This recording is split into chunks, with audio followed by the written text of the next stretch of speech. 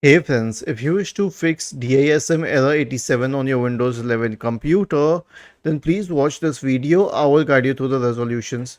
So the first solution is to run an SFC scan. Search for command prompt in the Windows search bar and click on Run as Administrator. Type the command sfc /scan now and hit enter to invoke the SFC scan. The next solution is to reduce the UAC settings. Search for UAC in the Windows search bar and then click on Change User Account Control Settings. Pull this slider to the absolute bottom. I always keep it at the absolute bottom.